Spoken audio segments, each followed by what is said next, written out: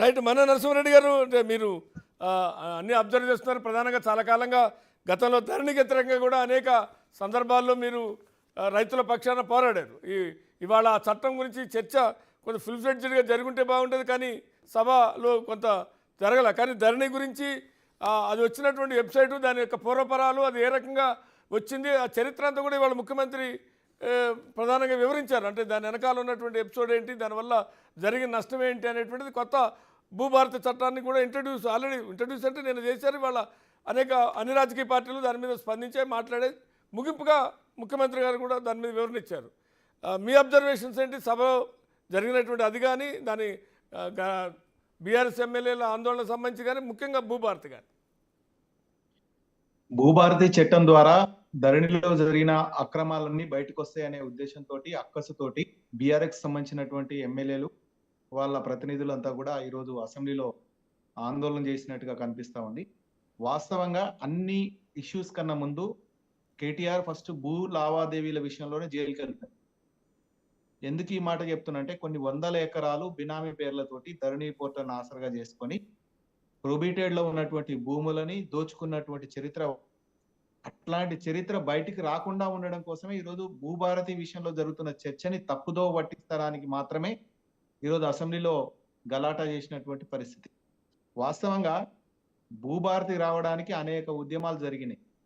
అనేక గత అసెంబ్లీ ఎన్నికల్లో కూడా రెఫరెండంగా భావించినటువంటి పరిస్థితి, ధరణి బాగుంది అనే చెప్పి ఎన్నికలకు వెళ్ళినటువంటి పరిస్థితి టిఆర్ఎస్ పార్టీ. మరి ఈరోజు భూభారతి వచ్చింది.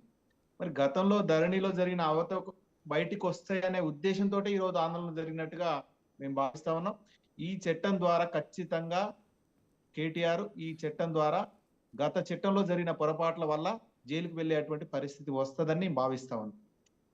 ఇక తెలంగాణ సమాజానికి, రైతులకి ఈ భూభారతి చట్టం ద్వారా న్యాయం జరిగేదానికి అవకాశం ఉంది. ఎందుకంటే ప్రధానంగా ట్రిబ్యునల్స్ రాబోతా ఉన్నాయి. RDO tribunals, joint collector tribunals, collector tribunals. రైతుకు ఎవరికైనా కష్టం వచ్చినా, ఇబ్బంది వచ్చినా ఆ ట్రిబ్యునల్స్కి వెళ్ళి సమస్యని పరిష్కారం చేసుకోవచ్చు. చిన్న చిన్న సమస్యలు తహసీల్దార్ ఆధ్వర్యంలో, ఆర్డీఓ ఆధ్వర్యంలోనే పరిష్కారం అవుతాయి. గ్రామ రెవెన్యూ వ్యవస్థని మళ్ళా బలోపేతం చేయడం జరుగుతుంది.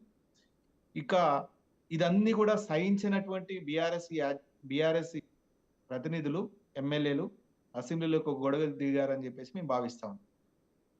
రైట్. అంటే ఇంకా ఇక్కడ ఒకటి మీరు ఇందాక అన్నారు, అంటే తెలంగాణలో ప్రభుత్వ భూములు అనేవి 5-6 రకాలుగా ఉన్నాయి.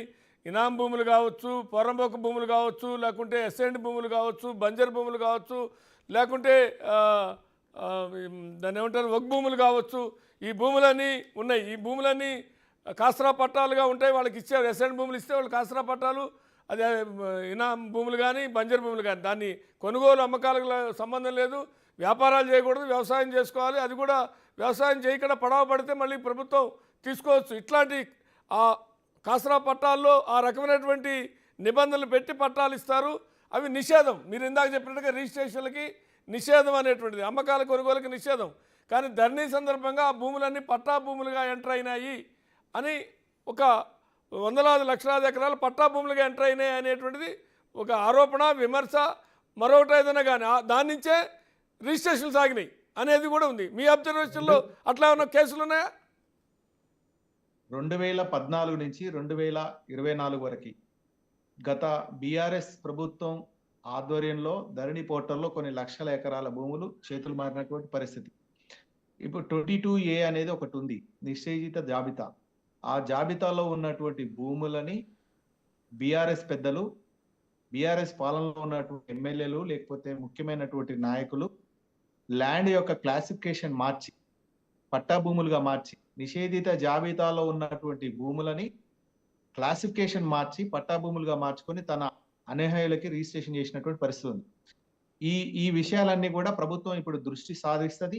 ఖచ్చితంగా ఇందులో చాలా మంది జైలుకి వెళ్ళేటువంటి అవకాశం ఉంది. చాలా భూములు క్లాసిఫికేషన్ మార్చి పట్టా భూములుగా మార్చి ఆ రకంగా వాళ్ళ మనుషులకి కట్టబెట్టినటువంటి పరిస్థితి. ఆ డాటా అంతా ప్రభుత్వం దగ్గర ఉంది. ఖచ్చితంగా రాబోయే కాలంలో మీ దగ్గరికి వస్తున్నా మాట్లాడండి. శ్రీనివాస్ యాదవ్ గారు మాట్లాడండి. ఏ చర్చ, దేని మీద చర్చని ఎక్కడ తీసుకోబోతున్నారు? ఇప్పుడు ఈ ప్రభుత్వానికి రెండే విషయాలు తెలుసు: కేసులు కట్టడం, జైళ్ళను నొక్కడం. ఈ రెండింటితో ఏమైతుందండి ఇది? ఇప్పుడు ధరణి మీద వారు ఎన్నో అభియోగాలు పెడతా ఉన్నారు. మీరు ఒక విలేకరిగా మీరు ఉన్నారు. నాకు చెప్పండి, ధరణి వల్ల మా హక్కులను మా హక్కులు నష్టపోయినాయి అని ఎంతమంది కోర్టుకి ఎక్కిర్రండి? ఎంతమంది? ఇది కేవలం